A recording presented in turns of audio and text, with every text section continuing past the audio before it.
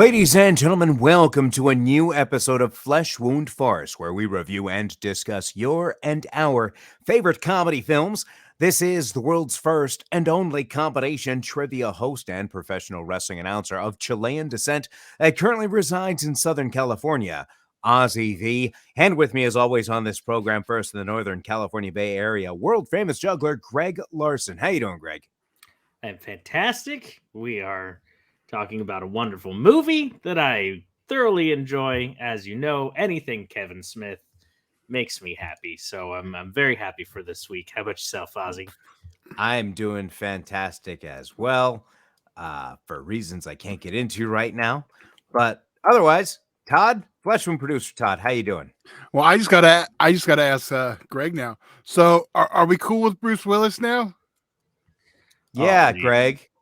Oh, man. Yeah, can you apologize? No. Someone's gonna Will Smith you. You were backing No. up Kevin Smith. He backed down. Come on. Look, Yeah. I can say that I feel bad for the man. I hope that when he was a dick, it was because of this and not because he's genuinely a dick. And if that's the case, I apologize. If not, he's still a dick, but I feel bad for him and I wish him the best.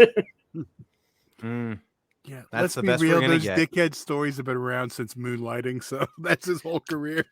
Yeah. Well, that was Greg's attempt. Well, I don't know what that attempt was at, Todd. Good try, though. I mean, while we're at it. So anyway, ladies and gentlemen, this week we did have the pleasure of reviewing, and we will be discussing Jay and Silent Bob Strike Back. Todd, do you have the trailer ready to go? Yeah. Are you gonna do what you did last time? No, I'm gonna Just say play it? let's roll it. Oh, you sure? Yes, let's roll it.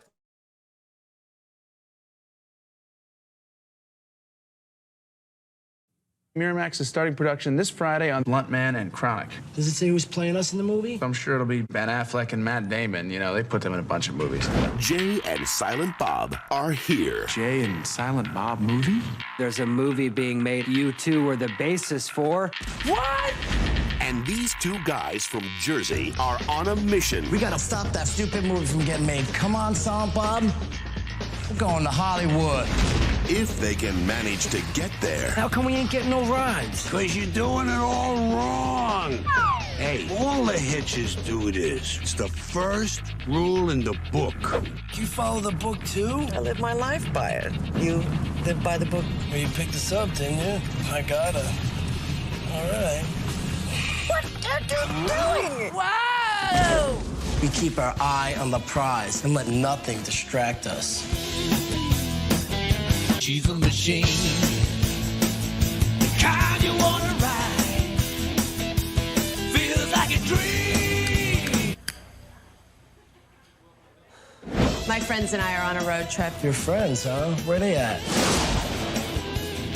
What the? Watch the language, little boy.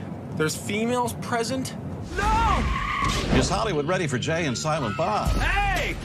The real Jay and Silent Bob are breaking into show business I hate how fake Hollywood is. the hard way. We may very well be dealing with the two most dangerous men on the planet.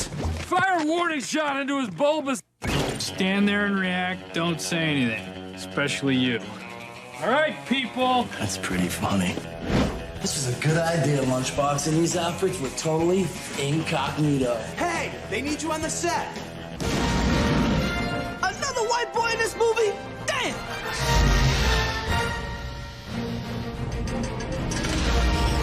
Whoa! Jay and Silent Bob Strike Back. I think George Lucas gonna sue somebody. Ladies and gentlemen, that was the trailer for Jay and Silent Bob Strike Back that was released on August 24th, 2001, rated R. Runtime of 1 hour and 44 minutes, written and directed by Kevin Smith. Also starring Kevin Smith, Jason Mewes, and several cameos from the View Askew universe. Also somewhat that aren't as well. One of the scenes in the trailer that you saw had some different audio because in the actual film you had the characters' names in there. I don't want to reveal too much because despite it being over 20 years old, case that somebody hasn't seen it and hasn't seen any of the Kevin Smith movies, for heaven's sake, I'll leave that at that. Greg, initial thoughts? I remember seeing this in theaters and was super excited for a full Jay and Silent Bob movie, unlike people writing on poopshoot.com. And it lived up to every bit of what I wanted it to be and more. This really took this whole genre up to the next level. Yeah, well, Ozzy's ghost is still here, but Ozzy. What's your thoughts, Todd? Yeah, this is when you mentioned your initial seeing this one. It's one of those movie theater experiences. Like, I wish I could redo. It was just such a fun time. I'd like to. Yeah. I'm sorry. I'm giving my initial thoughts, Ozzy. No, I apologize for those that are on the audio version. I disappeared for a second, and I just wanted to say that I spent some time in the multiverse. I traveled through time, and I made sure to get back in this moment. I've actually traveled about. I just want to know what the 3.5 multiverse years. Ozzy. No, I can't go into that right now because I might risk changing the order of things, and I can't do that. So you'll just have to trust me. Well, in this multiverse, you gave Private School a 5. Okay, so I know you're full of shit because I made sure to come back in the right universe, and I know that's not the case. So I apologize. You went over your initial thoughts. Yeah, no, it's one like I was telling. Got it. All right, excellent. So you were mentioning the theater. I saw this in the theater. What? I'm sorry, Todd. What's up? I was gonna say it, but well, no, I thought you were going to repeat yourself. I didn't want you to repeat yourself. No, I wasn't. I was. Oh, I apologize. Okay, go ahead. I was like, whatever. Yeah. Also, for being there from the beginning, it was like a big event. This was like the Kevin Smith's end game at that point, so it was all building up to this. Yeah, always been a fan. So, funny story is that this was actually my first movie into the Kevin Smith movies. This was the first one I saw in the theater. And I had the benefit of seeing this and then seeing Clerks, Mallrats, Chasing Amy Dog, and then this again, which was even better. The funny story about the time I went to see this in the theater was that I went to go see this my buddy Brad, comedian Brad Williams, right? We were in high school at the time. I went up, I didn't get ID'd, and we were talking. I said, I hope they don't check for IDs because I don't have mine and I can't prove that I'm 17, right? Because it's a rated R or whatever. He had his driver's license, and which proved that he's 17. But what was funny is that I bought my ticket, no ID check. He goes to buy his ticket. They check his ID. In case you didn't know, he's a dwarf. They go to check his ID, and it shows that he's 17. And initially, the boy, whatever, didn't want to sell him the ticket. And he says, no, I can get in at 17. And he says, no, you're supposed to be 18 to buy a ticket to an R-rated movie. And I'm standing in the back, like, partially laughing because I had no way of proving I was 17 at all. So I would definitely not been sold the ticket. Yet here I am witnessing somebody who deserves to be able to buy a ticket now having issues. Ultimately, the supervisor was in the little box office and had to tell the clerk, he's right, give him the ticket. And just he grabbed the ticket and he was so pissed off afterwards. It's kind of funny. Just because the whole thing, like, man, I'm worried, like, man, I hope they don't ask for my ID. That happens to him, which was like a perfect setup to go into this movie. And watching this at age 17, I just you kind of established that. No, shut up. But seeing this at that age and being introduced to these characters for the first time was overwhelming, to the point where, like, I remember being on the floor of the theater like on my hands and knees. I was laughing so hard. Right. Wow. Yeah. It was my first time watching. Right. So, Greg or actually Todd, how about you want to share your favorite moment? I don't know. Can I talk or about name like one and then we can go back to you if need be. Jeez, I got so many.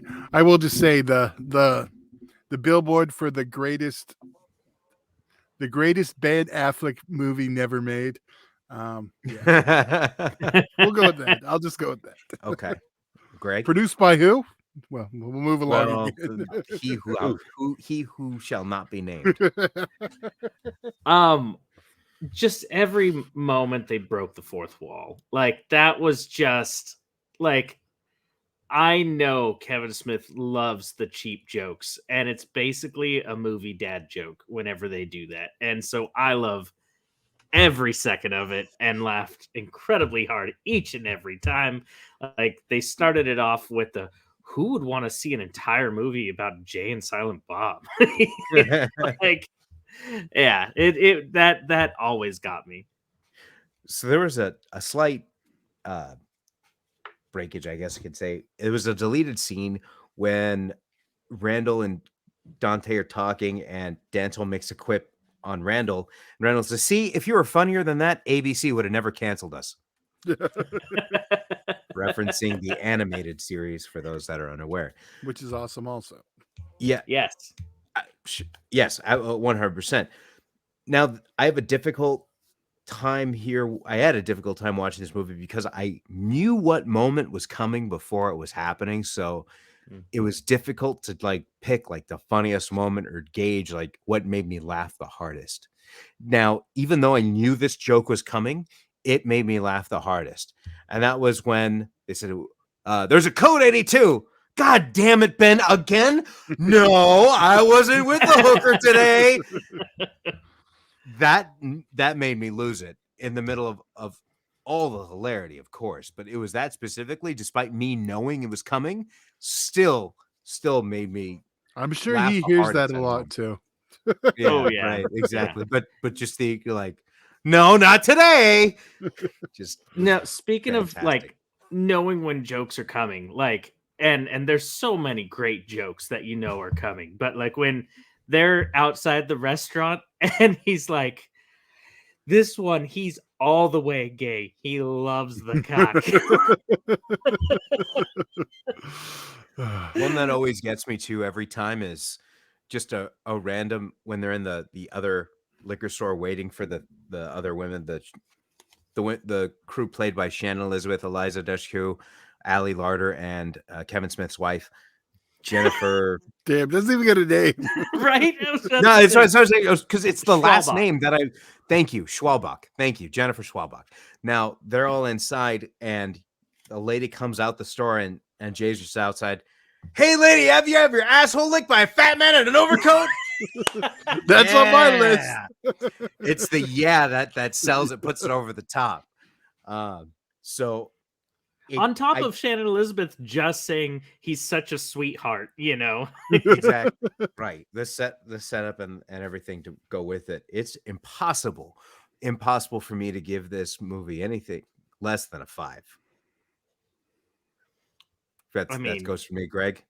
I mean, this should be like probably obvious based on how we're talking about it. It might be 5 across the board. Well, Todd, I mean, or what? I do have to give it the ceremonial 37 as it deserves. Well, I'm not going to go that high, but I'm going to give it a 5 because I still regularly say things from the movie. The "Don't Be So Suburban" I say quite regularly, but every once in a while I'll pull out the A&E biography one. You know, what am I writing? Their A&E biography. Question: do you guys get the Marshall, Will, and Holly reference, or is that too? Are you too young for that one? I think we're too young for that. It's okay. It's from the television show Land of the Lost. There was Marcia, Will, and Holly. So there's 3 of them. Those were the characters. So he put it together, Marcia, Will, and Holly. And then, interestingly enough, he went on to star in the Big Boot remake that flopped. So it all goes together. I see. Just some stuff that I caught is that there is a heist that takes place in the film, and after the heist, they're celebrating the heist, and there's a giant sign that says, "Congratulations on our 37th heist." Nice. Also, the scene of where they're playing extras, and there's actually a slate. All right, scene 37. Or no, that was actually, I'm sorry, the Blunt Man and Chronic shooting where they slated the Blunt Man and Chronic scene. It was scene 37.